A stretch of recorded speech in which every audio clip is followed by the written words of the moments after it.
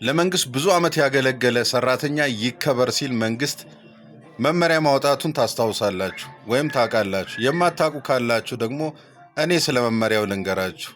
38 ዓመትና ከዚያ በላይ በመንግስት መስሪያ ቤት ውስጥ ያገለገለ ግለሰብ ዝም ብሎ አይሸኝም።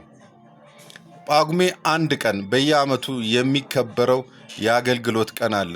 የላቀ አገልግሎት ለሰጡ ሰራተኞች የእውቅና መርሃ ግብር ተደርጎ በዛም ሽልማት የሚሰጣቸው 38 ዓመትና ከዛ በላይ ለመንግስት ያገለገሉ ሰራተኞች በዕለቱ በአገር አቀፍ ደረጃ በሚከበረው በዓል ላይ ወንዶች ከሆኑ ሙሉ የሱፍ ልብስ ከነከረባቱ የተሟላ ልብስ፣ ሴቶች ከሆኑ ደግሞ ሙሉ የሀገር ልብስ የጥበብ ልብስ ተገዝቶላቸው በክብር በበዓሉ ላይ ይገኛሉ።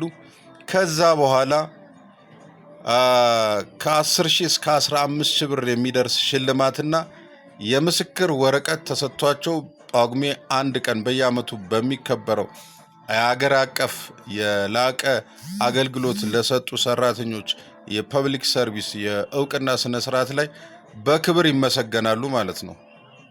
ስለዚህ ብዙ ዓመት ያገለገሉ ሰራተኞች ያሏችሁ የሲቪል ሰርቪስ የመንግስት መስሪያ ቤቶች የሲቪል ሰርቪስ ብቻ አይደለም፣ የመንግስት መስሪያ ቤቶች በአጠቃላይ ከ38 ዓመትና ከዛ በላይ ያገለገሉ ሰራተኞቻችሁን ስም ዝርዝራቸውን ከተሟላ መረጃ ጋራ ለሲቪል ሰርቪስ ኮሚሽን በወቅቱ መላክ መቻል አለባችሁ። ምክንያቱም በየዓመቱ በሚከበረው ጳጉሜ 1 ቀን በሚከበረው የሀገር አቀፉ የላቀ አገልግሎት ለሰጡ ሰራተኞች በሚደረገው የእውቅና አሰጣጥ ፕሮግራም ላይ እነዚህ ሰዎች ይሸለማሉ ማለት ነው። መልካም ቀን።